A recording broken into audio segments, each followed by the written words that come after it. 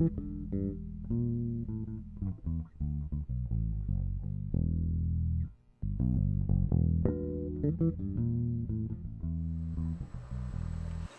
it's Dave, and welcome back to another episode of Bass Blog.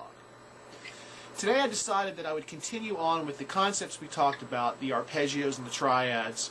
I thought that the last episode was the end of it, but there's a couple things I think I kind of left out, and I want to try to catch those again before I move on to the new unit.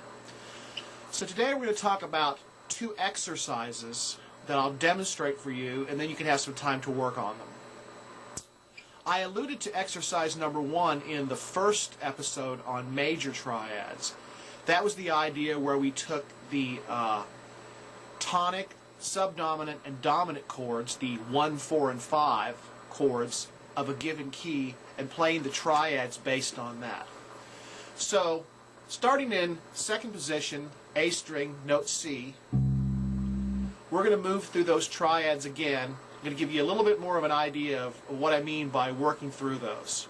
So what I'm going to do is I'll start slowly and I'll play the C triad, F triad, and G triad, which are again the 1, 4, 5 of the key of C. So that part goes like this.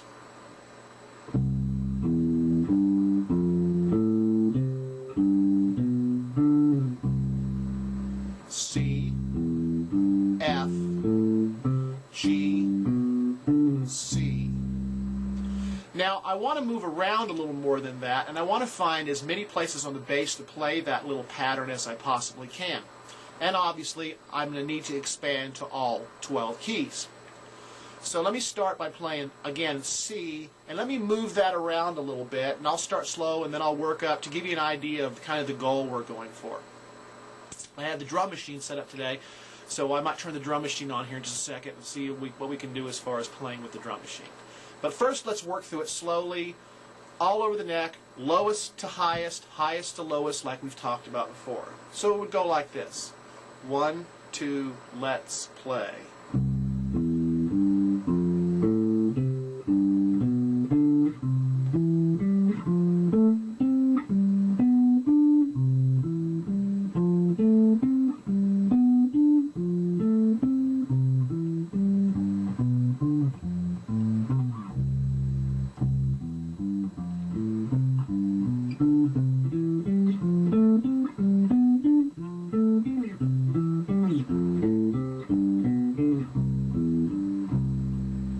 Trying to find everywhere that I can play the C, F, and G triads.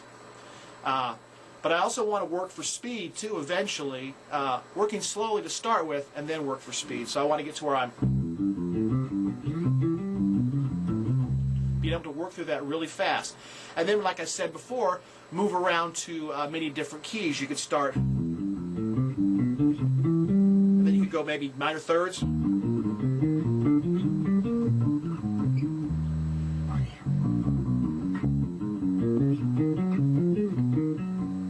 Just get to where you can play. It's a 3-pad, a triplet pattern: 1 lolly, 2 lolly, 3 lolly, 4. Moving around as many different places as you can move around. Again, not too difficult to do, but we want to be able to move around again in all 12 keys. The second exercise that I want to talk to you about today is taking the triads that we've learned, the triad arpeggios, and applying them to harmonization of the major scale. Now, I'm sure most of you are familiar with the major scale.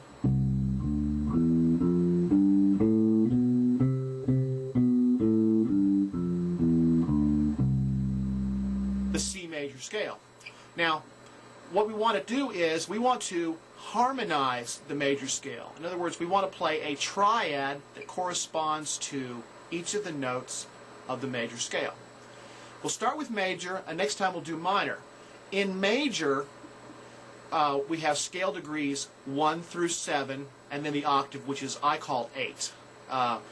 So to put chords to those scale degrees, the formula is this, and I'll go slow to start with. So it starts like this: C major, D minor, E minor, F major, G major, A minor, B diminished, C major. So, real quickly, you should be able to say this quickly off the top of your head. It's major, minor, minor, major, major, minor, diminished, major is the harmonization of the major scale.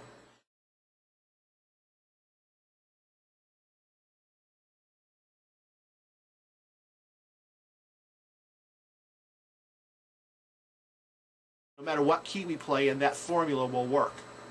So it's really important that we're able to play all 12 keys and harmonize the major scale.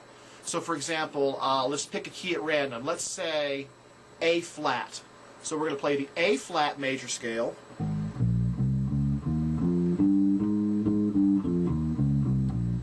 And I'm going to harmonize it. So it would go like this.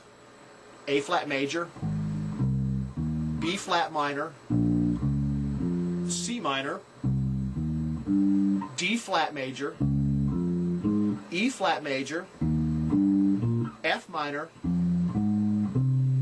G diminished, A flat major.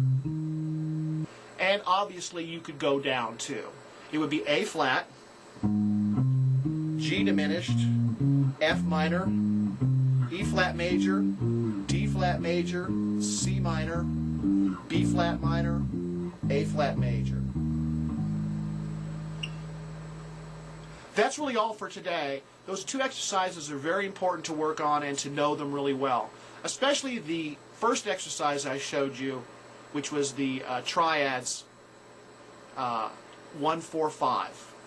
For your listening enjoyment, I might suggest that you listen to the song I Fall to Pieces by Patsy Cline if you have a copy of it. Bobby Moore was the bass player, played upright bass, but you hear a good use of him playing the walking bass using simply the triads.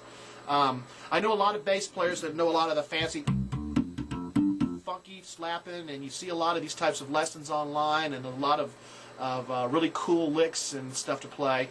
But I also know a lot of these same bass players that I know, I see them at jam sessions, they have a hard time hearing their way through simple 3-chord songs.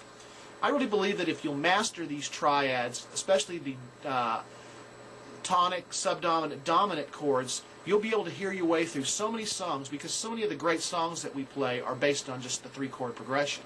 So really get those down, work it out, have a good time with it, and I'm going to turn on my drum machine and play some exercises. So have a great day. We'll see you next time.